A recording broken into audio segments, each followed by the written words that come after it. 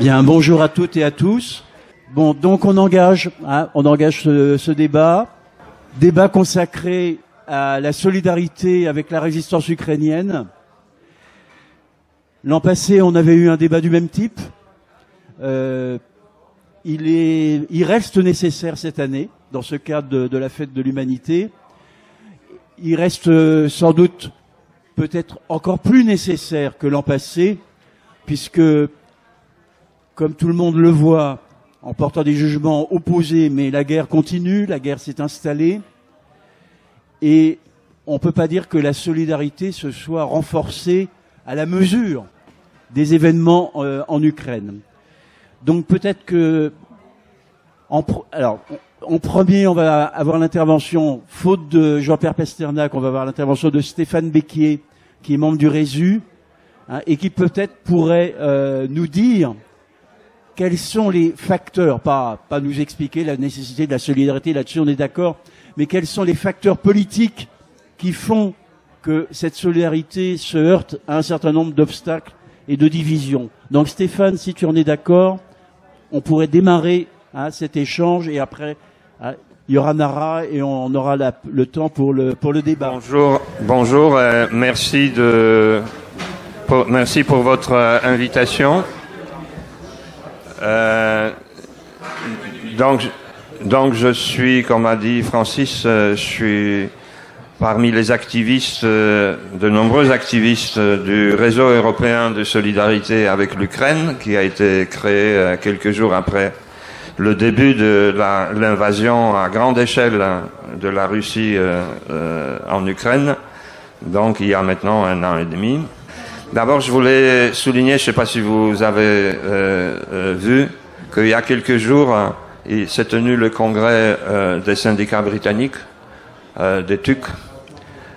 Ils ont adopté mardi dernier une motion que je trouve particulièrement importante de soutien à l'Ukraine contre la Russie. Et c'est pas n'importe quelle motion, puisque je vais pas la lire, je vous invite à la lire, mais le Congrès note la fière histoire de solidarité du TUC avec les victimes d'agressions fascistes et impérialistes, y compris son soutien en armes à la République espagnole. En tant que syndicalistes, nous sommes intrinsèquement anti-impérialistes. Et bon, ça continue. La motion dénonce le nettoyage ethnique auquel procède la Russie impérialiste de Poutine. Le Congrès affirme sa conviction, ce sont quelques extraits que je vous livre, sa conviction qu'il ne peut y avoir de paix juste ou durable tant que l'État russe continue de nier la souveraineté de l'Ukraine. Ça, c'est une affirmation extrêmement importante. Le Congrès soutient le retrait immédiat des forces russes de tous les territoires ukrainiens occupés depuis 2014. Ça, c'est extrêmement important. La guerre a commencé non pas le 24 février ou le 22 février 2022, mais au mois de mars 2014, avec l'annexion de la Crimée et ensuite 2 mois plus tard, l'annexion ou l'occupation d'une partie significative du Donbass en tant que réaction de l'impérialisme russe à la révolution des dignités, à un grand mouvement démocratique ukrainien qui a abouti à la destitution et la fuite du dictateur Yanukovych, qui était l'homme de Moscou, qui essayait de tenir l'Ukraine sous la coupe de la Russie. Le Congrès soutient et reconnaît la campagne de solidarité avec l'Ukraine, c'est-à-dire Ukraine Solidarity Campaign, c'est-à-dire le correspondant du RESU en Grande-Bretagne. C'est une association qui est membre de notre réseau européen de solidarité. Donc c'est extrêmement important comme motion. Et je pense, Nara qui représente ici le Solidaire, je pense sera d'accord avec moi que cette motion va exactement dans le même sens que ce que fait Solidaire depuis le début, solidaire étant un des membres fondateurs les plus importants du RESU.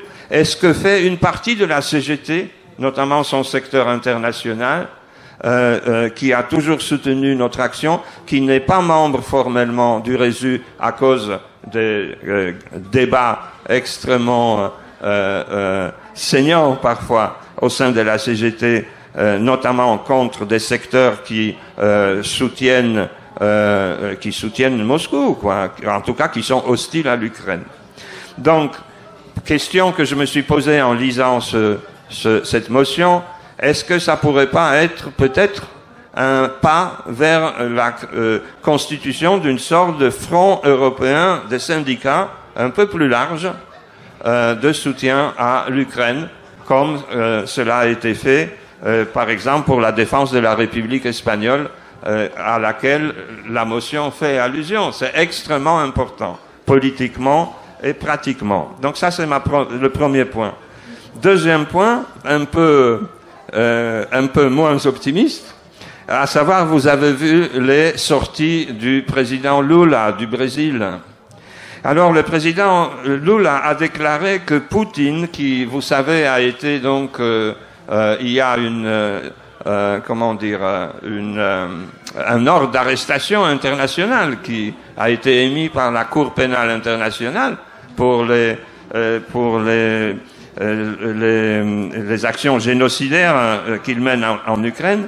Alors, Lula a déclaré que Poutine recevrait une invitation pour le prochain G20 qui doit se tenir au Brésil l'année prochaine. Et malgré ce mandat d'arrêt de la Cour pénale internationale, je considère que c'est une déclaration scandaleuse pour quelqu'un de gauche, indigne. C'est une tentative de réhabiliter Poutine et une insulte à l'Ukraine et au peuple ukrainien. Alors il a fait marche arrière tout de suite, 24 heures après, il a rétropédalé en disant « Oh, je ne sais pas, c'est le pouvoir judiciaire qui va dire, c'est pas le gouvernement, etc. » Mais malgré ce rétropédalage, c'est très important vu le prestige de Lula au sein de la gauche internationale. Visiblement, Lula se veut le porte-parole de tous ces secteurs de la gauche internationale et des pays du Sud dits global, dont la principale préoccupation serait de ne pas humilier Poutine, entre guillemets, ou d'éviter une défaite de Poutine, pour préserver leur bonne relation avec la Russie impérialiste. Alors, à tel point, Lula, quand même, il n'y est pas par quatre chemins. Il dit, mais je veux savoir pourquoi nous, le Brésil, nous sommes membres de la Cour pénale internationale. Pourquoi nous sommes membres du CPI? L'Inde n'a pas adhéré, la Chine n'a pas adhéré, les États-Unis n'ont pas adhéré, la Russie n'a pas adhéré. Alors je veux savoir pourquoi le Brésil a rejoint la Cour pénale internationale. C'est quand même incroyable qu'un dirigeant de gauche du Brésil s'aligne ainsi sur le pire régime et puissance qui ne veulent pas se soumettre au droit international. Troisième point, vous avez vu aussi la sortie de Sarkozy à son interview au Figaro. Alors, il a dit que l'Ukraine devrait rester neutre, hors de l'Union européenne, hors de question que l'Ukraine adhère à l'Union européenne, et que l'Ukraine devrait être un trait d'union entre l'Est et l'Ouest. Alors, c'est exactement ce que Poutine demandait avant l'invasion et qui continue à demander. La neutralité de l'Ukraine et surtout que l'Ukraine ne soit pas admise à l'Union européenne. Vous vous rappelez que la révolution de Maïdan en 2013-2014 a éclaté parce que l'Ukraine voulait entrer dans l'Union européenne et que la Russie s'y était opposée. Alors, sachant que Sarkozy est grassement payé par le Kremlin pour ce pseudo-conférence et pseudo-consultation, des centaines de milliers d'euros à chaque fois et même 1,5 million, à tel point que le parquet financier français mène d'ailleurs des investigations là-dessus, on peut supposer qu'il sera également dûment rétribué maintenant pour cette interview.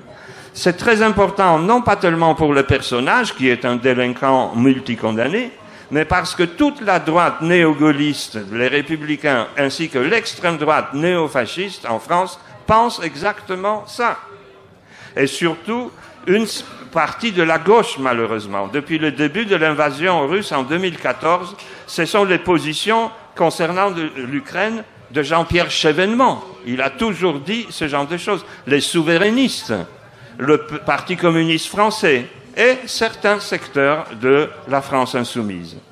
Ce principe de neutralité s'accompagnerait, selon Sarkozy, d'un accord international prévoyant des assurances de sécurité extrêmement fortes pour protéger contre tout risque de nouvelles agressions. Pourtant, on peut répondre, il y a eu toutes sortes d'accords et toutes sortes d'assurances auparavant qui ont été données à l'Ukraine, mais jamais respectées. L'Ukraine, vous vous rappelez, en 1993, a accepté de se débarrasser au profit de la Russie de son arsenal nucléaire en échange des assurances données par toutes les puissances occidentales, la France aussi, de la sécurité de l'Ukraine face à la Russie. On voit ce que ça donnait. Donc la Russie de Poutine ne respecte aucun accord et aucune assurance. La neutralité ukrainienne va de pair avec une non-adhésion du pays à l'Union européenne, dit Sarkozy. Et il répète donc, l'Ukraine est un trait d'union entre l'Est et l'Ouest, il faut qu'elle le reste. Alors, qui dit trait d'union, c'est une sorte de pont, veut dire implicitement que l'Ukraine doit avoir un rôle, une fonction, des intérêts subordonnés aux intérêts des puissances de l'Ouest et de l'Est. C'est ça ce que ça veut dire, un trait d'union ou un pont. Mais pas une fonction propre, être sujet de son propre développement, de ses propres intérêts, être un peuple qui réalise son droit à l'autodétermination, à son indépendance et à son État. Dans l'histoire, ce genre de configurations ont eu un nom, un protectorat, avec cette différence que cette fois-ci, ce serait un protectorat en quelque sorte co-supervisé, co-géré par les impérialismes occidentaux et l'impérialisme russe. L'ambassadeur de l'Ukraine en France, Vadim Omelchenko, a fait un très bon commentaire. Il a dit, pour nous, il s'agit d'une opération de communication synchronisée avec les Russes. Et c'est exactement ça. Concernant la Géorgie, Sarkozy se vantait, dans cette interview, d'avoir réussi à amadouer Poutine. Et l'ambassadeur répond à juste titre, l'action de l'ancien président de la République en Géorgie a eu comme conséquence pour la Géorgie de perdre 30% de son territoire.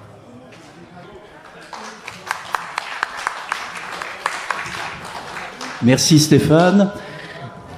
Tu as insisté au début sur la position du TUC, donc qui confirme que dans la solidarité avec l'Ukraine, les syndicats sont souvent plus en avant que les organisations politiques. Donc peut-être faire le point sur l'action de solidaire dans la solidarité avec l'Ukraine. Là. Alors, tout d'abord, merci beaucoup pour cette invitation. Donc, je suis ici, je m'appelle Nara Kladera, je suis à Sud Éducation, je suis enseignante et également, je fais partie de la commission internationale de l'Union syndicale solidaire.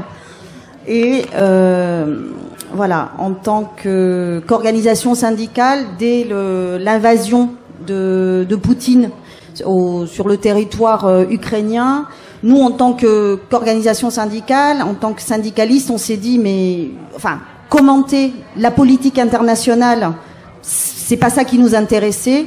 Mais par contre, ce qui nous intéressait, c'était d'avoir clairement savoir ce que cette invasion répercutait et la parole des travailleurs et des travailleuses d'Ukraine, en Ukraine. Donc ça a été très très rapide. On a organisé, grâce à Denis, que je ne vois pas ici, mais que je tiens à remercier, le camarade ukrainien qui travaille ici en France, qui très rapidement on a pu, grâce à Denis, être en lien avec Yuri Petrovitch, qui est le secrétaire général du syndicat des mineurs à Kryvyi Rih.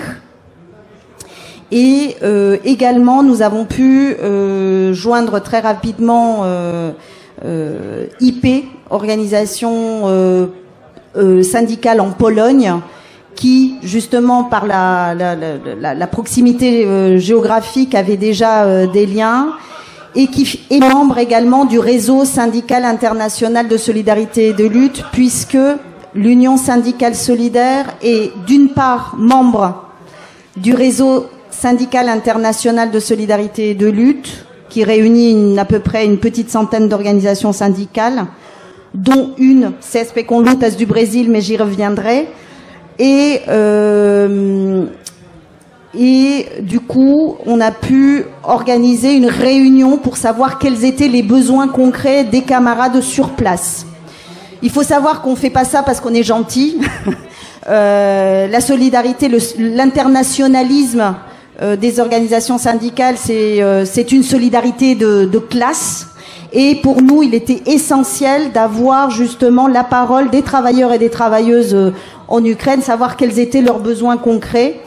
Et une fois qu'on a, très clairement, ce premier Zoom où on était une vingtaine de camarades et à peu près 4 organisations syndicales, il y avait la CSP com Lutas, il y avait Yuri Petrovic du syndicat des mineurs de Kryvyi Rih, comme je l'ai nommé, il y avait aussi les camarades d'IP de Pologne. Très clairement, la première réponse des camarades ukrainiens était on a besoin d'armes. Voilà, c'était clair et net, parce qu'il se trouvait que les syndicats étaient confrontés à cette invasion concrètement, que l'État foutait le camp et que c'était vraiment les organisations syndicales, les camarades qui essayaient de parvenir aux besoins très concrets de la population et non seulement des travailleurs et des travailleuses, mais de leurs familles. Donc très rapidement on leur a dit écoutez, c'est pas la question, c'est pas si on est d'accord ou pas d'accord, c'est qu'on n'a pas ça au magasin. Mais par contre, en s'appuyant sur l'expérience des camarades qui avaient pu être au cœur de l'organisation des convois syndicaux de Bosnie, Tchétchénie, pour pas la nommer Verven, qui a été extrêmement importante dans ce relais de mémoire et dire non mais on a pu faire ça. Donc très rapidement, la question du convoi syndical a été sur sur la table.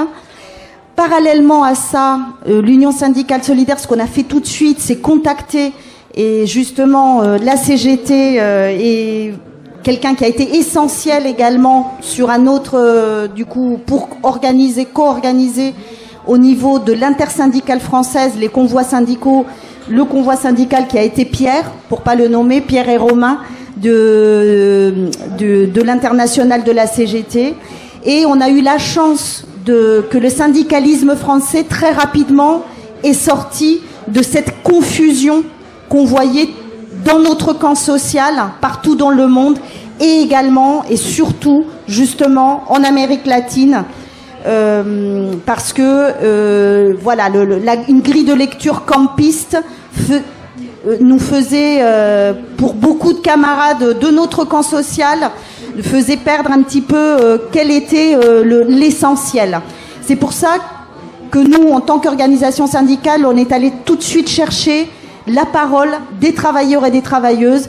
Et pour être clair, avant l'invasion de Poutine de l'Ukraine, on n'avait pas de lien avec les organisations syndicales de là-bas, très clairement. Et ce qui nous a permis, on se dit avec Yuri très souvent qu'une fois la guerre passée, les liens pourront continuer à se tisser de façon plus étroite. On avait au sein du réseau syndical international de solidarité de lutte une question importante, c'était est-ce que l'ensemble des organisations étaient d'accord pour que le réseau soutienne la résistance populaire d'Ukraine. Le calendrier parfois fait bien les choses. Il se trouvait qu'on avait la 4e rencontre du réseau syndical international à Dijon en avril 2022. Et ce qui nous a permis justement d'avoir la décision politique, ce qui était extrêmement périlleux, puisque au sein du réseau syndical international de solidarité et de lutte, qui est très humble et petit, mais qui rassemble plusieurs organisations syndicales et d'Italie, et notamment dans la coordination du réseau, on a la CGT de l'État espagnol, Et pour le coup, les organisations syndicales de l'État espagnol, les organisations syndicales de la péninsule italienne sont farouchement antimilitaristes, anti-OTAN, et c'était pour eux mettre à dos, si on soutenait la résistance même populaire et syndicale d'Ukraine, inévitablement on était en train de soutenir l'OTAN. Donc il a fallu, c'est pour ça qu'on est sorti de cette 4e rencontre du réseau avec 2 résolutions. D'une part, une résolution très clairement antimilitariste, et que bien entendu nous ne soutenons aucun bloc militaire, que ce soit l'OTAN ou l'ancien pacte de Varsovie, dont la sigle m'échappe, voilà. Mais je crois que vu la moyenne d'âge de la salle, je crois qu'on comprend mieux pacte de Varsovie que voilà. Donc je m'inquiète pas pour ça. Et donc ça, c'était parce que c'est important aussi de le dire, et même au sein du Résu, nous sommes pour la paix. Attention. Et ça, c'est important aussi, qu'il n'y ait pas certains et certaines qui monopolisent justement, qui prennent la question de la paix. Évidemment, les premiers et les premières qui veulent la paix, c'est les travailleurs et les travailleuses d'Ukraine. Voilà, parce que c'est eux et elles qui vont au charnier. Et donc ça, c'était très important pour nous, et en même temps comprendre que les travailleurs et les travailleuses d'Ukraine sont dans une situation où ils ont une double lutte. C'est-à-dire, d'une part, il y a l'envahisseur, l'armée de Poutine qui est là, et donc dans un cadre de guerre, et parallèlement à ça, évidemment, un gouvernement de droite, un gouvernement qui profite de la guerre pour mettre en place des mesures néolibérales vraiment atroces, et une perte de droits des travailleurs et travailleuses à accélérer justement sous couvert de la guerre. Mais ce qui nous a permis, et là je vais attaquer vraiment la question des convois syndicaux, ce qui nous a permis, en écoutant les travailleurs et les travailleuses de là-bas, les organisations syndicales de là-bas, c'est de comprendre que là il s'agit d'un mouvement de libération nationale. Et je pense que quand on le voit avec la grille de lecture de compréhension que c'est un mouvement de libération nationale, je pense que c'est ce fil-là qu'il faut qu'on tire pour que notre camp social, l'ensemble de notre camp social, comprendre de quoi il s'agit. Ça, c'est vraiment important, mais ça, on ne peut le comprendre que justement en écoutant les travailleurs et les travailleuses d'Ukraine. Et justement, je te rejoins, c'est vraiment dommage que ce soit pas Pasternak qui ait pu ouvrir, mais bon, il va bientôt arriver. Du coup, alors très rapidement, puisque ça, 24 février, tout le monde s'est compté. Ce qu'on s'était proposé, c'est d'être à Lviv le 1er mai. Donc ça a été en 3 mois, il nous fallait des ronds pour acheter. On a réussi à rassembler un montant, à peu près 15 000 €, ce qui nous ont permis d'acheter. Du coup, en Pologne, grâce aux camarades d'IP, du matériel qu'ils ont demandé, c'était alimentaire pour nourrissons. Il y avait, et ce qui était très très important, c'était des générateurs d'électricité. Enfin voilà, il y a tout un ensemble. Il y a ceux et celles qui sont intéressés par la liste, je l'ai, si vous voulez. Voilà. Mais ce qui était important, c'est d'arriver sur place et qu'il n'y ait aucun intermédiaire. Voilà. Ça aussi, c'est ce que nous disaient les camarades sur place, c'était qu'ils entendaient dans les médias qu'il y avait des milliards et des millions pour l'Ukraine, mais que eux, concrètement, dans leur quotidien, ils n'en ont jamais vu la couleur. Donc pour nous, c'était important, justement, que ce soit des travailleurs et des travailleuses à des travailleurs et des travailleuses. Voilà, ça c'était quelque chose d'important. Le premier convoi n'arrive que, entre guillemets, à Lviv. On est accueillis et par Social Ruch, que voilà, vous en avez entendu, et qui a été très très important, le Social Niruch, dans l'organisation et également dans la mise en réseau, puisque des syndicalistes évidemment sont également à Social Niruch. Alors pour nous enfants que le syndicalisme français, avec la charte d'Amiens ici, etc., on a parfois un petit peu de mal à comprendre, mais voilà, c'est aussi comprendre l'autre et respecter les structurations syndicales autrement qu'avec la charte d'Amiens. Donc pour nous, l'Union syndicale solidaire, ça n'a pas été un frein, que ce soit également à travers Social Niruch qu'on a pu avoir des liens syndicaux, puis après on a tissé entre organisations syndicales, bien entendu. Du coup, merci. On arrive à Lviv avec le matériel. On était attendu par le syndicat des cheminots et cheminotes de Lviv. On était attendu par Yuri Petrovitch, qu'après j'ai compris qu'il avait fait 800 bornes pour venir nous accueillir à Lviv, mais c'est après que l'affiche elle tombe. Voilà, Yuri Petrovitch en représentant du syndicat des miniers était là, et également voilà, plusieurs organisations syndicales. Et pour le 1er mai, les camarades, malgré toutes les difficultés matérielles, ont organisé une réunion quand même d'une centaine de personnes, et non seulement avec donc les groupes féministes, les groupes d'accueil de migrants, enfin tout l'éventail des groupes antifascistes, mais également ils ont eu ils se sont donné le travail qu'on puisse être en lien direct via Zoom avec du coup des travailleurs et des travailleuses qui sont, alors j'espère pour eux qui sont pas qui ont pu, mais qui étaient à ce moment-là sur le front, voilà. Et on a pu échanger directement avec eux et elles. Parce que en fait l'union, donc ce premier convoi syndical, on l'organise dans le cadre du réseau syndical international de solidarité et de lutte, mais en même temps, on tissait en intersyndicale française avec les camarades, vraiment l'intersyndicale large, ce qui est une particularité vraiment précieuse de l'union, de la force syndicale française.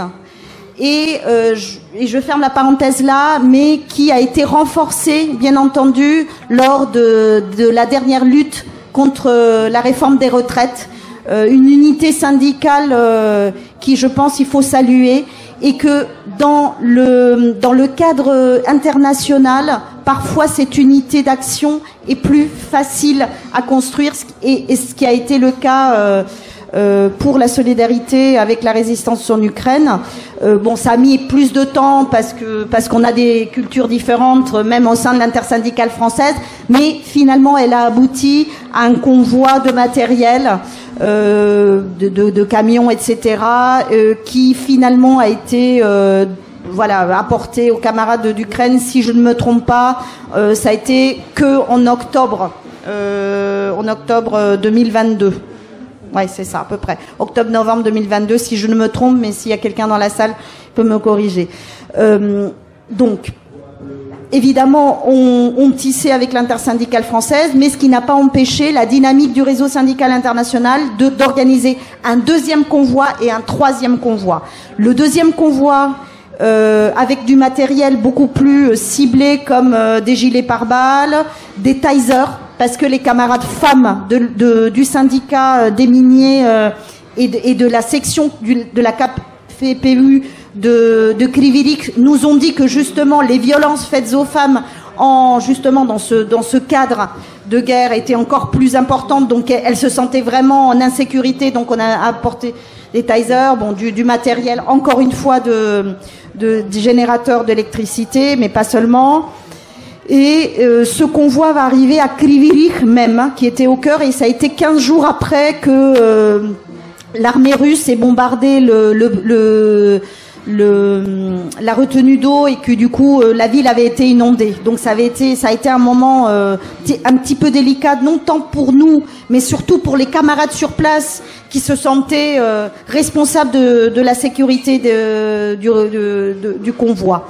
Ensuite, il y a eu un troisième convoi et à Lviv à nouveau avec en fait, on est allé également voir, parce que à tout ça, les organisations syndicales en Ukraine se transforment également. Et il y a un syndicat d'infirmières, je parle au féminin parce que c'est 99% de femmes, qui a le nom de comme Nina, be like, soit comme Nina, voilà. Et qu'on a eu le plaisir de recevoir aux 5e rencontre du Brésil, justement. Je finis très très très vite. Ce qu'on a essayé de faire également, parce qu'il nous semble que le plus important pour que notre camp social comprenne ce qui est en train de se passer et l'enjeu et le parallélisme avec toutes les différences, bien entendu, et géographiques et historiques et chronologiques avec la Révolution espagnole, mais pas des moindres, je pense qu'elle est pertinente. Pour que notre camp social comprenne l'importance, il est essentiel, en fait, d'écouter, d'entendre juste, de donner la parole à ceux et celles qui mènent cette lutte, justement. Donc, ce qu'on s'est proposé avec le Résu, justement, c'était d'inviter Yuri Petrovitch, et on a pu organiser plusieurs réunions publiques à partir de Varsovie, il est venu en France, etc. Et on a même réussi à avoir une réunion publique organisée par la CGT de l'État espagnol, même s'ils sont sur une position politique un petit peu différente à Madrid, mais il a aussi participé à des réunions publiques au Portugal, en Italie, et de retour, voilà. C'est ça, merci. Bon, merci Nara. Alors Jean-Pierre Pasternak s'est fait un peu désirer, mais il est arrivé et on le remercie, on est très content de pouvoir l'écouter. Merci à toi. Grand merci. Un grand merci déjà à tous nos camarades, plus spécialement bien entendu au Résu, qui en effet est très actif depuis le début de l'invasion totale de l'Ukraine par l'armée russe. Donc nous avons eu des retours. Les Ukrainiens, les Ukrainiennes voient ce que vous faites, et vraiment un grand merci. Je dis toujours, il y a 3 fronts. Le premier front, ce sont nos camarades, hommes et femmes, qui sont sur le premier front, qui donnent leur vie pour nous, pour notre avenir à toutes et à tous. Il existe également un deuxième front, justement, qui fait partie de nos camarades syndicats en Ukraine, tous ces hommes, ces femmes, ces enfants, qui alimentent le premier front. C'est une aide matérielle, c'est une aide financière, c'est une aide alimentaire, fabrication de filets de camouflage, fabrication de bougies pour pouvoir s'éclairer dans les tranchées ou dans les endroits où il y a rien. Et il y a un troisième front. Ce troisième front, c'est vous, c'est nous, tous ensemble, en dehors de l'Ukraine, qui alimente ce deuxième front et ce premier front. Donc les 3 fronts sont aussi importants. Donc encore bravo à tous nos camarades et au Résu plus spécifiquement. Ouais. Alors oui, il y a 99% des infirmiers, je suis pas d'accord. Il y a un petit peu moins, 99%. J'ai moi-même des amis infirmiers qui sont sur place. Mais la grande majorité, bien entendu, ce sont des femmes, on est d'accord. Et particulièrement, je voudrais vous transmettre les salutations de Ludmila, qui est infirmière, qui a été récemment a eu un poste plus important, a été nommée à un poste plus important. Elle était venue au mois de février donc 2022 et elle est restée quelques mois. Elle est repartie en tant qu'infirmière sur le front directement. Je l'ai eu il y a quelques jours, donc elle était à Kiev et là elle attendait d'être affectée vers un endroit que je vais pas dire où. Elle m'a pas dit elle-même. Hein. Donc une grand bonjour de Ludmila que certainement nos amis, vous vous souvenez de Ludmila, certainement, donc un grand bonjour de sa part. Aujourd'hui, oui, 571 jours d'invasion totale de l'Ukraine. 571 jours de viol, d'assassinat, de torture, de déportation, d'écocide. Vous avez parlé de la destruction du barrage de Kakhovka, c'est un désastre écocide pour l'Ukraine, mais pour toute l'Europe, je vais dire peut-être même pour le monde entier. Un détail, après la destruction du barrage de Kakhovka, donc tout a été emmené, y compris ce qu'il y avait au fond du fleuve, tous les limans, et au fond du fleuve, il y avait les restes encore de Tchernobyl. Donc les restes de Tchernobyl sont remontés à la surface et sont allés jusque dans la mer Noire. Donc c'est un véritable écocide, c'est un véritable désastre qui constitue des crimes de guerre. Des crimes de guerre et des actes génocidaires. Oui, en effet, Poutine fait déporter des enfants, assassine et essaie de détruire même l'idée d'être ukrainien. Jour et nuit, la Russie lance des attaques contre l'Ukraine. Hier encore, les envahisseurs russes ont bombardé 13 localités dans la région de Donetsk.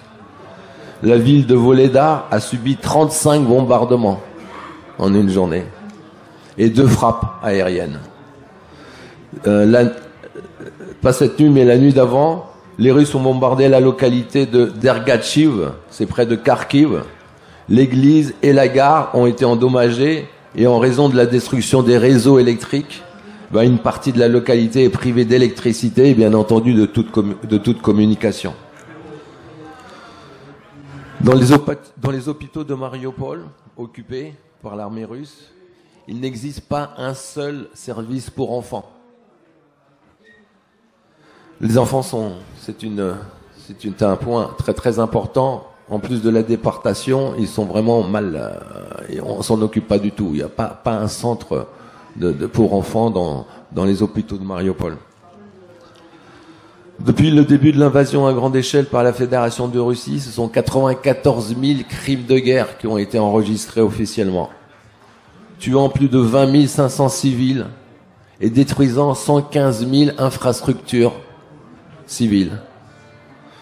La guerre d'agression du Kremlin cause une douleur, bien sûr, incommensurable aux Ukrainiens. Des milliers de morts, dont plus de 500 enfants. Des milliers de déportés illégalement vers la Russie et des millions de migrants. La Fédération de Russie aujourd'hui, oui, tue des civils. Récemment, 2 volontaires de l'aide étrangère ont été tués et 2 autres blessés lors d'une attaque de missiles russes près de Chassiv Yar. C'est dans l'oblast de Donetsk. Ils étaient citoyens canadiens et espagnols. 2 autres volontaires, allemands et suédois, ont été grièvement blessés. Depuis le 24 février 2022, ce sont des milliers d'innocents, des hommes, des femmes, des enfants, qui sont morts pour nous, pour défendre nos valeurs, notre propre liberté à toutes et à tous. Des Ukrainiens, des Ukrainiennes, mais aussi des Français. Les Français sont morts pour défendre ce que nous sommes, pour défendre notre liberté et notre avenir à toutes et à tous.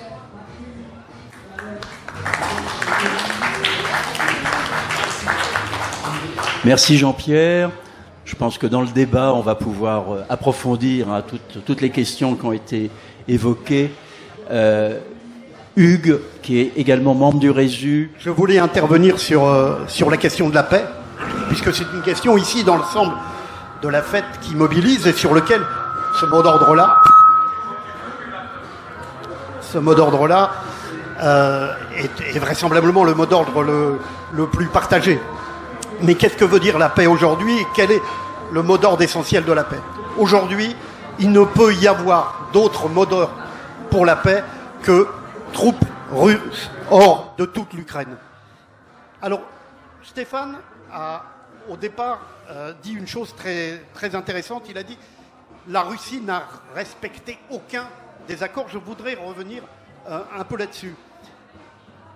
Au moment où l'on dénucléarise l'Ukraine et le Kazakhstan et la Biélorussie, le transfert le transfert des armes nucléaires à la Russie, c'est le premier élément qui conduira au mémorandum de Budapest de 1994. Je voudrais rappeler les 3 premiers points du mémorandum.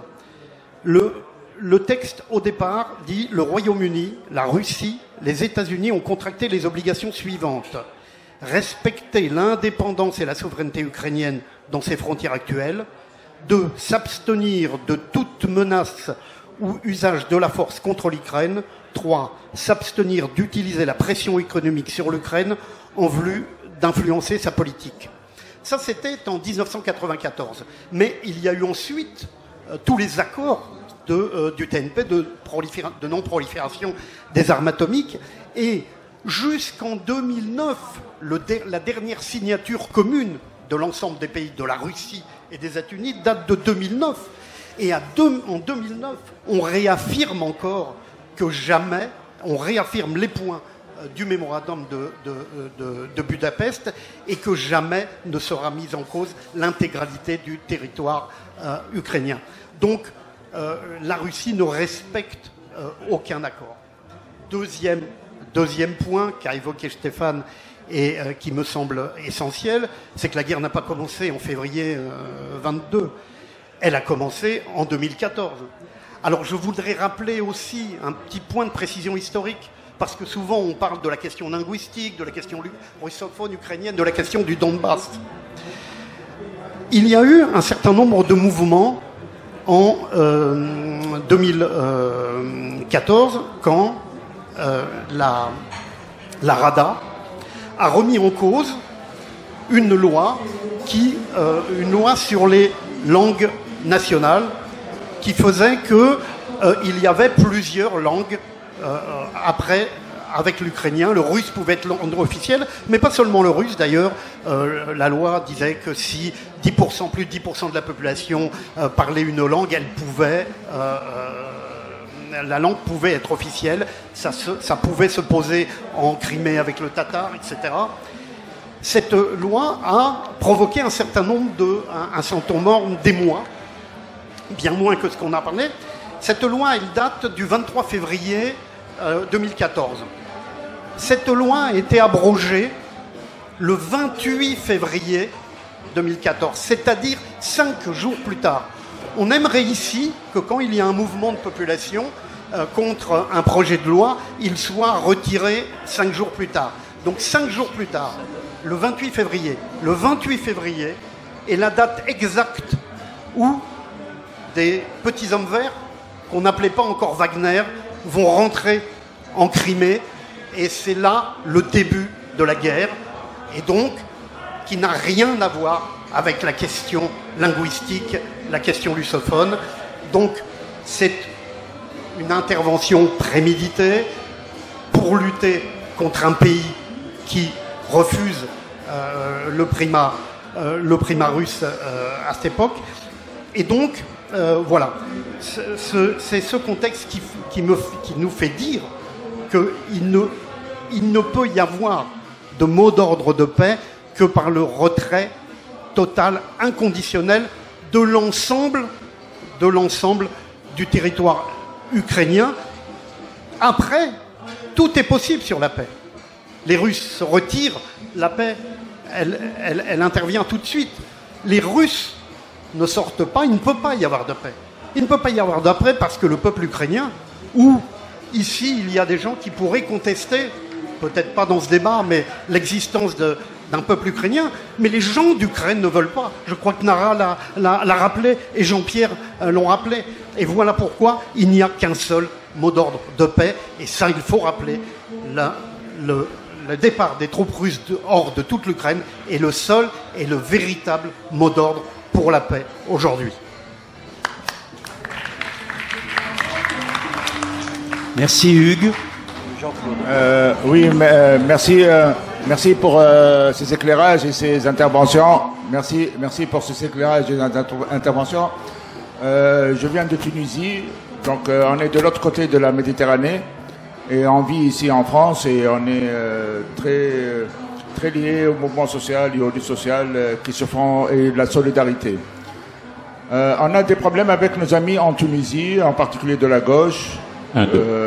Voilà, pas seulement en Tunisie, mais même ici en France, ceux qui sont là. Il y a une incompréhension qui est basée sur 2 points. Un premier point parce que voilà, faut pas être du côté de l'OTAN et donc on ne va pas soutenir l'Ukraine parce qu'on ne veut pas être du côté de l'OTAN et trouve beaucoup d'arguments qu'il y a des régions russophones réellement et il faut que l'Ukraine elle fait tout pour embrigader sa jeunesse et ainsi de suite. Voilà, c'est un argument qui tient pas la route très loin. Il y a un autre argument qui est plus important, c'est qui est ressenti par au-delà des amis de gauche, au niveau de la population, au niveau de la famille, au niveau des cadres, au niveau des classes moyennes, tout le monde. C'est toute la solidarité internationale et européenne qu'on a vue pour l'Ukraine et qu'on n'a pas vue pour la Palestine. Et ça, c'est un problème. L'idée, on aurait aimé beaucoup qu'il y ait un réseau syndical actif. Vraiment, c'est important. Aujourd'hui, on a un pays qui tue une jeunesse, il n'y a pas de réaction, il n'y a pas d'émotion, il n'y a rien. Voilà, et là, il faudrait quand même que, même au niveau de la solidarité, nous sommes pour la solidarité, il y a beaucoup d'amis, on ne comprend pas qu'on puisse occuper un pays et qu'il faut respecter les frontières et le peuple. Surtout, nier l'existence d'un peuple, c'est complètement aberrant, et c'est complètement dictatorial. Mais aussi apporter la solidarité essentiellement politique et syndicale et associative et à la société civile palestinienne, elle est aussi importante que pour l'Ukraine et nous sommes cohérents en étant dans ce schéma de solidarité internationale réelle, mais qu'on puisse pas laisser courir longtemps l'idée de 2 poids, 2 mesures. Voilà. Merci. Ici, souvent, on voit énormément de campistes qui nous parlent de l'OTAN, du néo-nazi Zelensky et tout ce que tu veux, mais ils ne nous parlent jamais du peuple ukrainien. C'est-à-dire que le peuple ukrainien, dans la logique campiste, n'existe pas. Il y a une guerre entre l'OTAN et la Russie.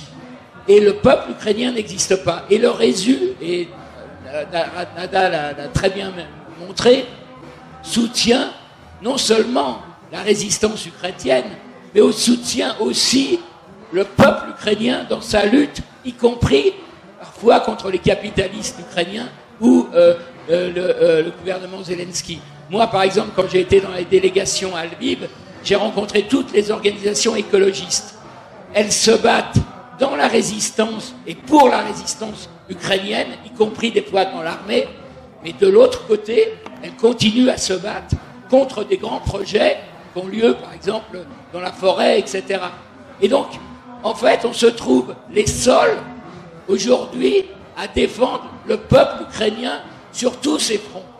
Et je pense que c'est un argument extrêmement important, parce que tous ceux qui nous racontent qu'il faut la paix oublient le principal acteur de la guerre, qui est le peuple ukrainien. Sans résistance du peuple ukrainien, eh bien, les Américains avaient raison. Zelensky aurait pu faire un gouvernement en exil. C'est pas ce qui s'est passé, parce qu'il y a eu une résistance d'un peuple, et si ce peuple, on l'invisibilise en disant qu'il est pris entre la contradiction entre une coalition internationale et une autre, eh bien, ça veut dire qu'on ne considère pas les peuples comme des sujets en tant que tels. Et c'est très souvent, malheureusement, ce qui s'est passé dans l'histoire de la gauche. Et je pense que l'Ukraine, là, nous donne une leçon. Merci. Christian. Oui, ça a été dit précédemment. Effectivement, moi, je tiens un compte. Moi, je suis engagé dans les réseaux sociaux et je suis souvent avec Jean-Pierre 2 fois par semaine pour manifester à Rambuteau et Place de la République, les mercredis et les samedis. Et j'ai des commentaires systématiques d'une personne que je connais bien par ailleurs, qui me dit tu soutiens, pourquoi toi tu soutiens une bande de nazis? Voilà. Donc effectivement, ça a été dit précédemment. Mais je trouve que, alors j'avais demandé d'ailleurs à Albert de me faire un argumentaire. Bon, il me l'a pas fait, donc je vais profiter de la conférence ici pour avoir des réponses. Et c'est un vrai sujet, quoi. Il y a une bataille culturelle, une bataille politique, et c'est vrai que souvent dans ces réunions, dans ces rencontres, on a des convergences avec d'autres luttes qui se déroulent en Iran, en Afghanistan, par rapport aux femmes, etc. Et par rapport à la Palestine, je crois que la Palestine est représentée ici à la fête de l'UMA avec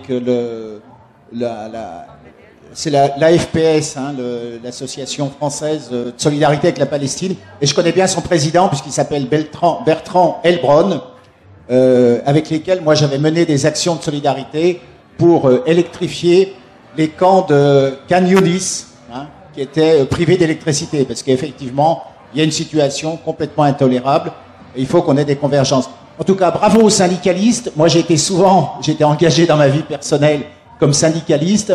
Ben, bravo, parce que là vous faites un travail exceptionnel. J'ai bien aimé le fait de dire il faut écouter, il faut comprendre, et je trouve que c'est vraiment bravo, hein, je vous admire. Merci. Merci.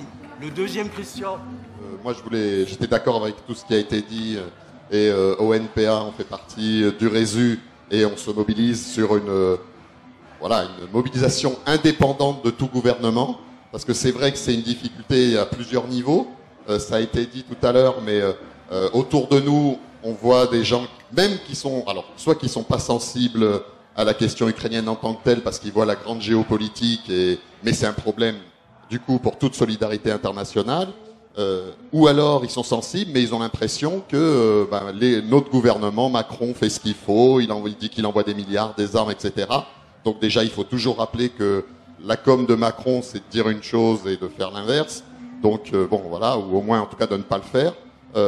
Donc la mobilisation indépendante reste importante et nécessaire. Et moi, l'aspect sur lequel je voulais intervenir, l'aspect de solidarité syndicale est essentiel, mais il y a un aspect qui manque, c'est la solidarité de la jeunesse. Et dans la solidarité internationale, sans une mobilisation des jeunes, en général, il manque du poids, il manque de l'ampleur, etc. Donc c'est une question pour nous, pour le RESU, pour tous ceux et celles qui sont dans la solidarité avec l'Ukraine. Comment aller vers les jeunes, vers les étudiants, vers les lycéens, pour expliquer que, évidemment, alors que eux et elles sont particulièrement écrasés par les problèmes de perspective sociale, culturelle et surtout avec la crise écologique, ont l'impression que tout ce qui est toute guerre finalement fait une diversion, engloutit des milliards et fait une diversion par rapport aux problèmes essentiels de la lutte contre le changement climatique et contre toutes les pollutions. Bon, je pense qu'on a un travail à faire pour dire que plus Poutine gagnera, plus la question de la lutte contre le changement climatique sera loin. Par ailleurs, plus l'extrême droite israélienne gagnera, ou plus les régimes intégristes, que ce soit la version iranienne ou la version d'Arabie Saoudite, gagneront, plus la lutte contre le changement climatique sera difficile. Donc, les mobilisations conjointes ou une par une, en solidarité avec les peuples qui luttent pour la paix, pour la paix dans toutes ses dimensions, contre l'occupation, mais aussi contre les crimes écocides, etc., etc. C'est absolument essentiel. La lutte pour l'autodétermination des peuples, ce n'est pas différent, ça ne s'oppose pas, ce n'est pas du tout contradictoire avec la lutte contre le changement climatique. Donc ça, il faut arriver à l'expliquer vers les jeunes, et en particulier une chose dont on parle et qu'on avait évoqué depuis longtemps, c'est de faire des tournées dans les facs de militantes et de militants ukrainiens ou ukrainiennes ou d'origine ukrainienne qu'on connaît, et de militants et militantes de solidarité avec la Palestine. Ils ont déjà fait, Daria et Monira par exemple de la campagne BDS, ont déjà fait des meetings en commun dans les facs. On pourrait imaginer aussi avec des militants et militantes kurdes. Birman et Birman, c'est plus difficile parce que c'est plus loin, mais dans tous ces cas-là, on a des peuples qui luttent, y compris de manière armée, et on a des gens qui disent oui, mais là c'est des nazis, là c'est des intégristes, là c'est des ceci, cela, et en fait on nie la réalité d'une lutte populaire d'ensemble Donc nous, faire des campagnes vers les jeunes pour mobiliser des jeunes en solidarité avec l'Ukraine et les autres causes d'autodétermination nationale et de lutte de libération nationale, je crois que c'est le chantier énorme qu'on a à la rentrée, en plus des aspects syndicaux. Jean.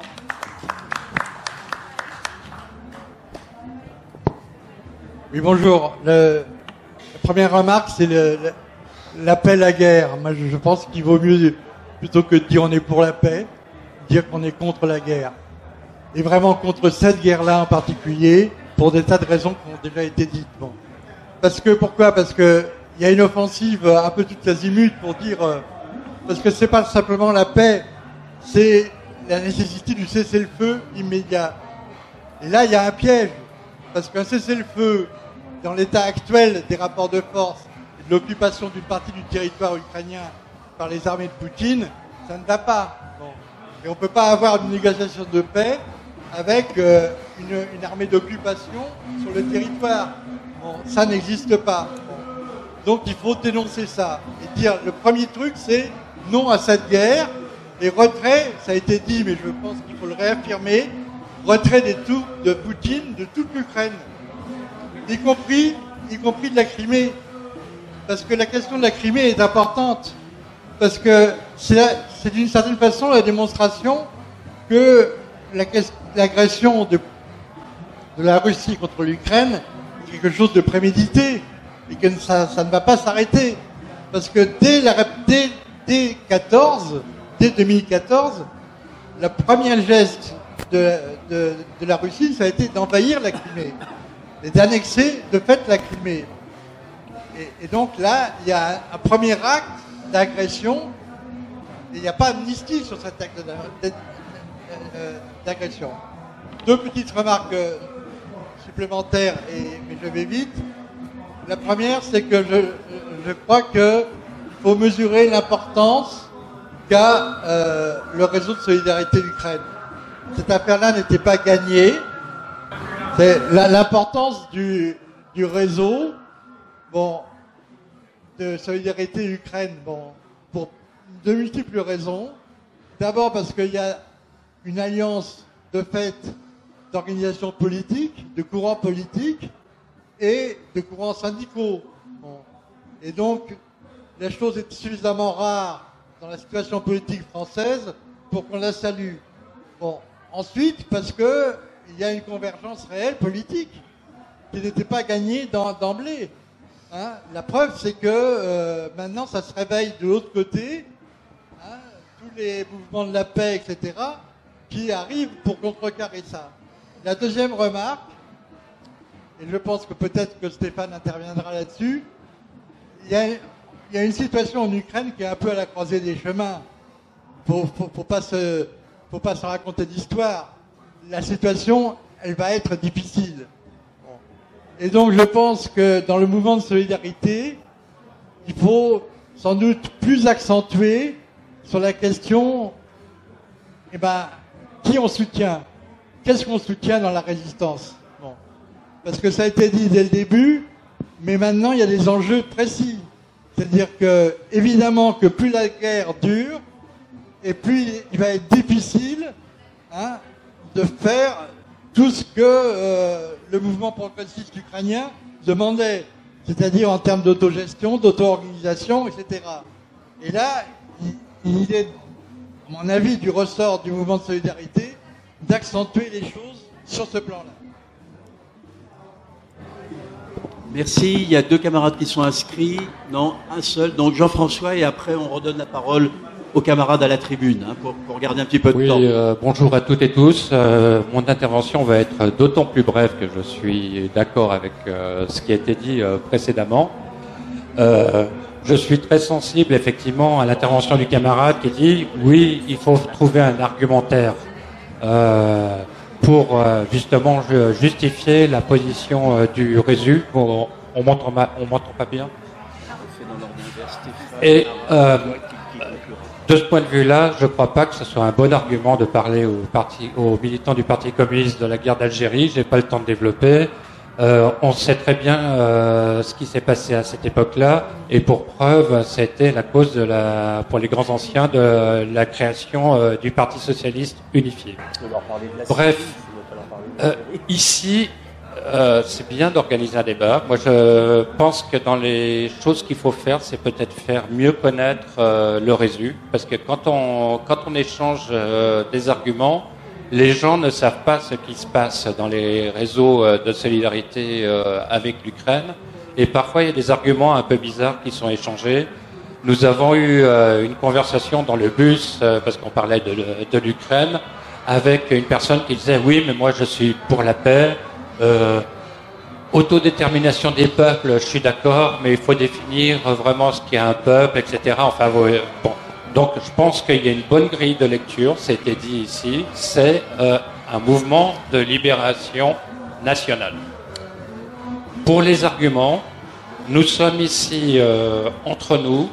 Je pense que si on pouvait sortir de cette réunion où nous sommes tous convaincus, tous d'accord sur un argumentaire et des éléments stratégiques pour la suite, ça serait bien.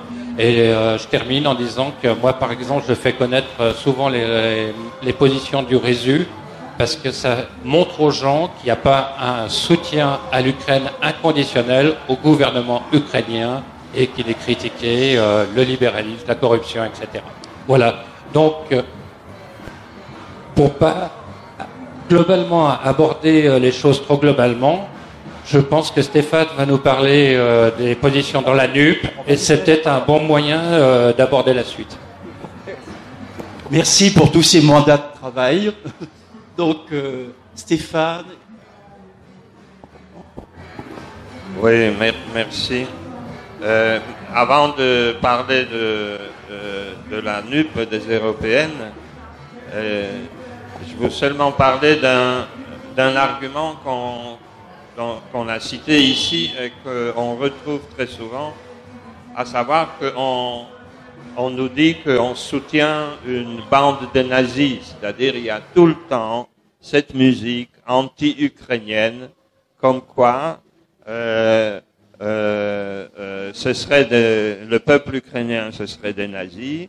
C'est la principale chose que répète depuis des années le Kremlin, Moscou. Et je voulais dire que c'est une très vieille histoire. Lorsque Staline était en train de négocier le pacte avec Hitler en 1937 et 1938, il l'a signé en 1939. Et ce pacte a eu comme résultat que la Pologne a été dépecée pour la 4e fois de son histoire, et que l'Union soviétique, c'est-à-dire surtout la Russie, a occupé la partie est de la Pologne, au même moment que Hitler a envahi par l'ouest. Pendant les 4 ou 5 années qui ont précédé la négociation et la réalisation de ce pacte, la propagande de Staline du Kremlin était que les Polonais c'était des nazis, que toute critique contre Staline c'était des partisans du fascisme, que l'opposition de gauche dans tous les pays c'était des hitléro-trotskistes. Donc cette campagne de Poutine sur l'Ukraine égale nazi a une histoire. C'est le même type d'argument.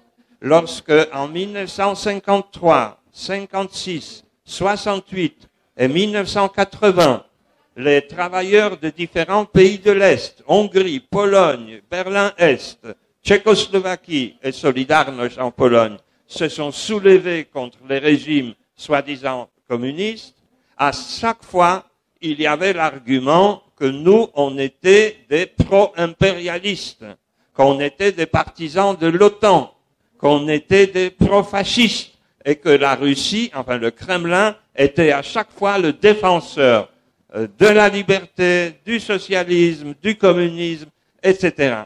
Poutine est l'héritier direct de ce genre d'argumentation. C'était toujours comme ça. Et donc, ce qui est absolument extraordinaire, c'est que c'est un peu toujours comme le voleur qui crie au voleur. Parce que c'est Staline qui a signé un pacte avec Hitler.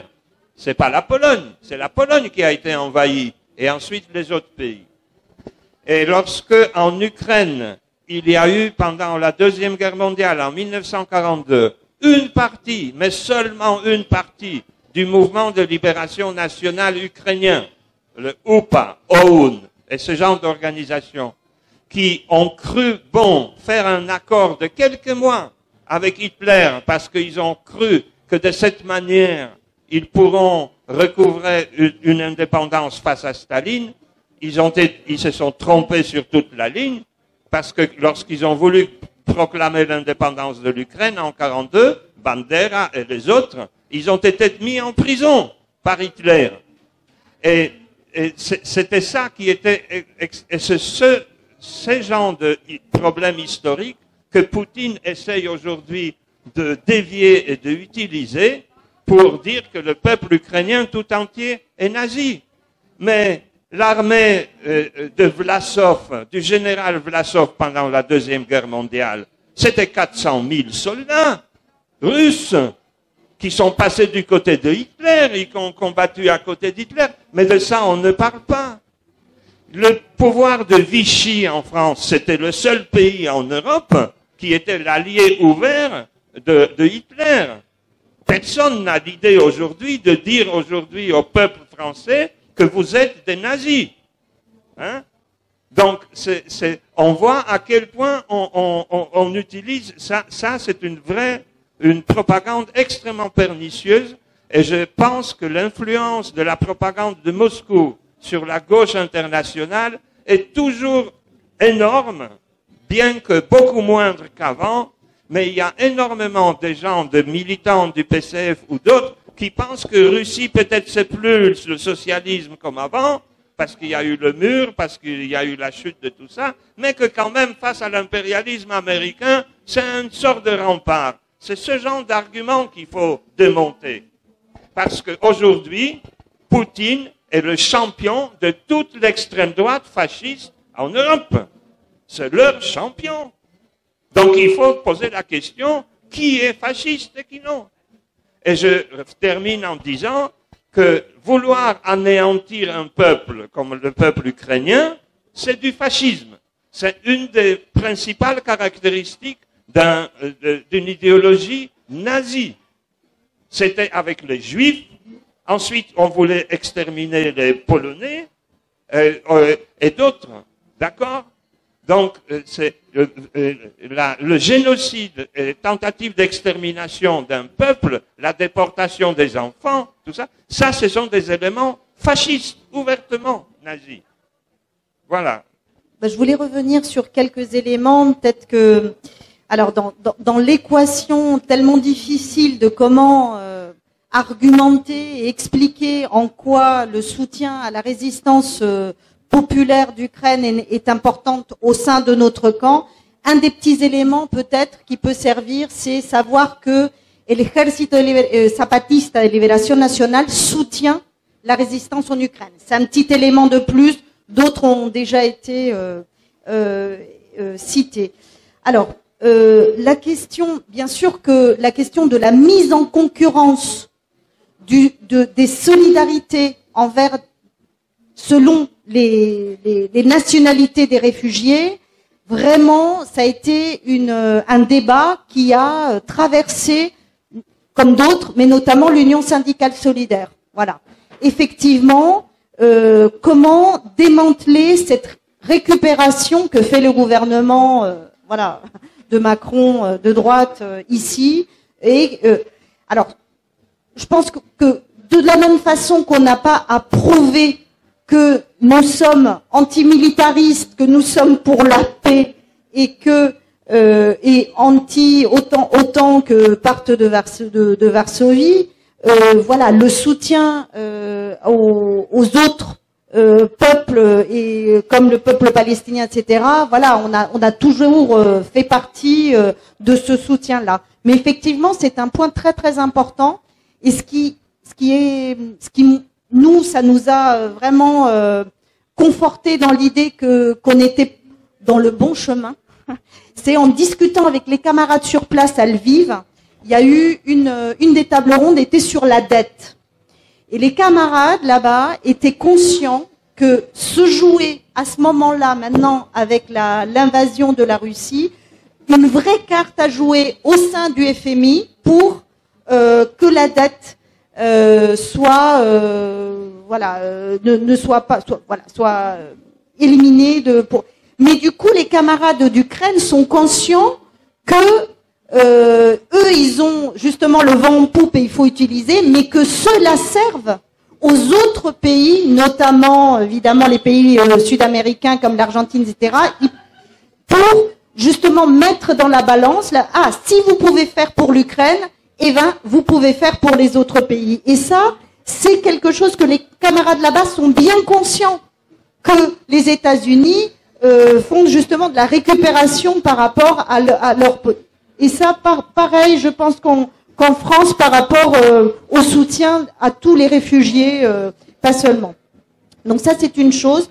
Ensuite, la question de l'écologie et la question de comment concrètement, Yuri, justement, que nous avons invité à la 5e rencontre du réseau qui a lieu à São Paulo la semaine dernière, on a aussi invité Oksana, la camarade infirmière qui est dans l'animation de Sois comme Nina.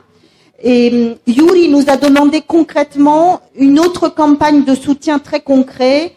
Ils ont un souci atroce avec l'eau à Kryvyi Rih. On prend un petit exemple.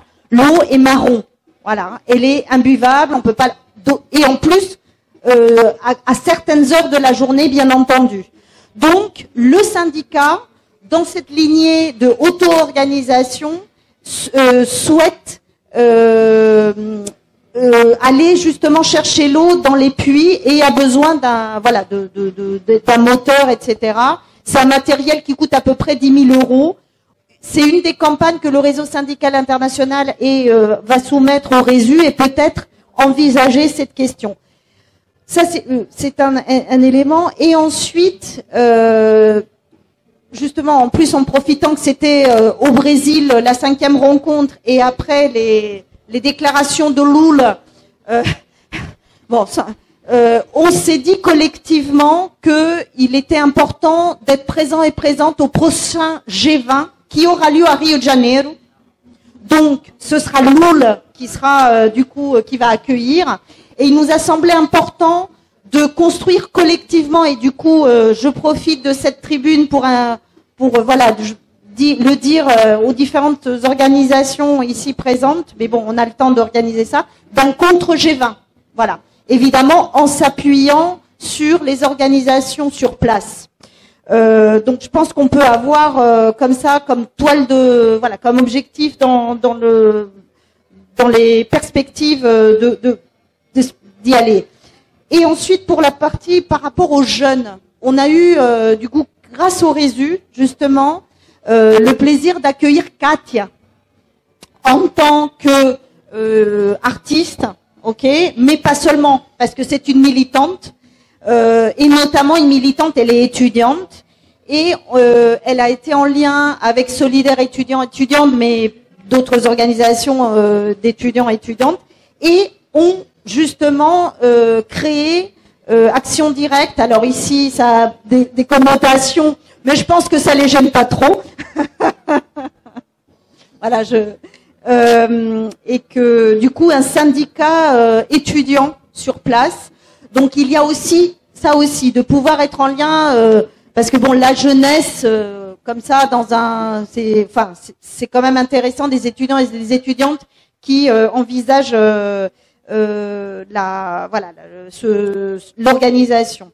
Et ensuite, un autre élément qui nous a vraiment frappé lorsqu'on est allé à Lviv, c'est la réflexion très très profonde. Et pourtant, on est allé le 1er mai, donc vraiment l'invasion était très très récente.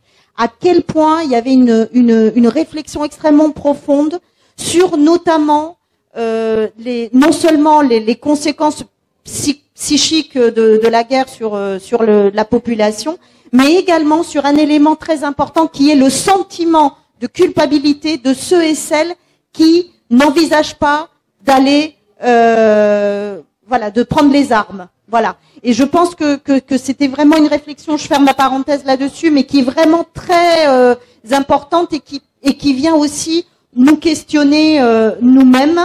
Et je voulais juste un point, je pense que le Résu est bien conscient que l'invasion n'a pas commencé le 24 février 2022, notamment parce qu'on a profité, on a réactionné ce qui était à l'époque le collectif Kolchenko. Donc, on est à peu près les mêmes organisations qui se... Voilà. Il y a aussi, évidemment, le lien avec que l'invasion et les exactions du gouvernement de Poutine n'ont pas commencé le 24 février 2022. Merci. Merci. Pour reprendre, oui, nous avons le même souci au sein de l'Union des Ukrainiens de France. Comment s'adresser, comment impliquer davantage la jeunesse. Ils sont solidaires quelque part, mais ils sont pas actifs. Donc, si vous avez des idées, nous sommes preneurs et inversement, bien entendu, c'est un point vraiment à travailler à tous les niveaux. Pour reprendre les paroles de Stéphane, oui, on va pas refaire le débat des Ukrainiens et les nazis. En effet, c'est une vieille histoire qui remonte même encore plus loin avec Petlura 2017-2022. Les seuls arguments de Moscou, du Kremlin contre l'Ukraine, c'est les Ukrainiens antisémites, nazis, donc fascistes. En fait, c'est tout l'inverse. Les nazis, les antisémites et les fascistes sont, comme Stéphane le disait, sont vraiment en Russie. Outkin, qui a été assassiné dans l'avion, là, lui-même portait sur lui des croix gammées. C'est le numéro 2 du groupe Wagner. Les plus grandes milices fascistes, nazis au monde sont en Russie. Et c'est pratiquement officiel. Elles ne sont pas pourchassées, elles ne sont pas interdites. Donc c'est les seuls arguments donc c'est très facile à démonter. Il y a eu bien sûr des nazis, il y a sûrement encore des nazis en Ukraine, mais beaucoup moins qu'en France et beaucoup moins qu'en Russie. Des actes d'antisémitisme, j'avais discuté avec Elie Wiesel qui représente la communauté juive en Ukraine, et dans chaque pays, les juifs ont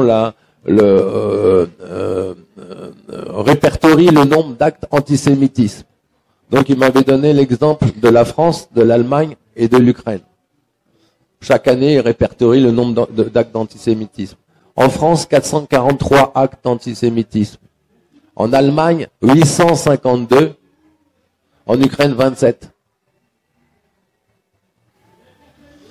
Donc, nous sommes entre nous, nous avons bien compris, mais c'est un message vraiment à faire passer que vraiment c'est pas un argument. L'argument, c'est l'invasion totale de l'Ukraine. En 350 ans, il y a eu 27 guerres, 27 invasions de l'Ukraine par la Russie. Oui, pour finir également sur le sujet donc il y a une partie de UPA, le OUN, donc qui ont quelque part on se sont dit c'est bien parce qu'on va être libéré, l'Ukraine va être libérée par les Allemands de la Russie, mais les Allemands ont envahi l'Ukraine début juin 1941. Le 30 juin 1941, le gouvernement avec Stetsko et puis des ministres, une partie donc de l'ONU, déclare le renouvellement de l'indépendance de l'Ukraine. C'est l'acte du 30 juin 1941. 3 jours après, Hitler écrivait de sa propre main pourchasser et éliminer tous ces nationalistes ukrainiens, sans procès bien entendu, et le gouvernement s'est retrouvé directement dans les camps de concentration. Donc ce sont des faits historiques, si vous voulez reprendre ces arguments à des personnes qui continuent à dire l'Ukraine nazie, etc. Alors ça sera peut-être l'occasion d'un autre débat. On n'a pas eu l'occasion d'en parler. Qu'est-ce qu'on fait des sociétés françaises qui sont complices de crimes de guerre en Russie? Le groupe Muliez, qui on a écrit, ils nous répondent pas, bien entendu. C'est le roi Merlin, c'est tout le groupe Muliez qui est au nord de la France. Doit-on boycotter ces entreprises françaises en France? Peut-être qu'il y a un message à faire passer au sein de ces sociétés. Je pense que nos camarades sont intégrés dans ces sociétés. Auchan, bien sûr, hein. Auchan qui organise des collectes envoyées sur le front. C'est une arme à part entière contre l'Ukraine. Et les sociétés par la loi russe aujourd'hui, les sociétés françaises sont obligées de donner des employés, dénoncer des employés pour être recrutés. Donc question, peut-être pour un autre débat. Alors les JO 2024 également. Est-ce qu'on on demande bien sûr la suppression bien sûr des JO, mais bon ça c'est. Est-ce qu'on accepte les athlètes russes et biélorusses sous drapeau neutre? Il y a eu un petit pas quand même du comité international, c'est-à-dire le drapeau neutre, mais également interdiction de donner toute interview à la presse. Déjà un petit pas en plus, mais nous ce que nous demandons bien entendu c'est l'interdiction totale de la participation d'athlètes russes et biélorusses, dont la moitié, si ce n'est 75%, font partie des forces armées de Biélorussie et de Russie. Un exemple également, une athlète russe a participé à gagner un tournoi de tennis en Australie, biélorusse, et sous son drapeau, mais à la fin elle donne une interview, elle dit « mais tout le monde sait que je suis de Biélorusse ». Et Loukachenko, bien entendu, dès le lendemain, s'est félicité et a montré que la Biélorussie, des athlètes russes ont participé et ont gagné à des tournois. Pour conclure, si vous permettez, donc je rappelle l'importance de ce troisième front dont nous faisons tous partie, et les Ukrainiennes nous voient, donc c'est important, nous communiquons autour de ça. Vous-même, vous êtes en relation, hein. Et je donne l'exemple, par exemple, il y a 2 femmes de Mariupol qui voyaient ce que nous faisons. Elles en ont pleuré. Elles en ont pleuré de cette solidarité. Donc c'est très très important. Ce troisième front est aussi important, j'insiste là-dessus. Et continuons donc à être solidaires avec la résistance ukrainienne et bien entendu le peuple ukrainien. Hier encore récemment, pour reprendre tes paroles, on est allé à Chartres soutenir la filiale des Ukrainiens de France à Chartres. On a fait une manifestation au centre-ville. Et parmi le groupe, il y avait une femme de Lviv qui disait, ouais, le maire de Lviv, c'est un pourri, on continue, on demande, ça fait 300 qu'on se bat pour pas qu'ils détruisent ce parc. Donc le combat continue au niveau du peuple ukrainien et pas seulement de la résistance ukrainienne.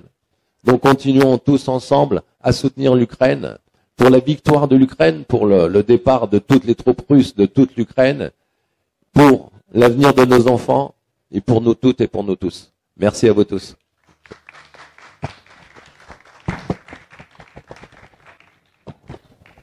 Bien, merci à toutes et à tous pour la participation. On peut poursuivre les discussions autour d'un verre et regarder le matériel disponible pour conforter la solidarité sur les différents plans sur lesquels nous intervenons. Merci à toutes et à tous.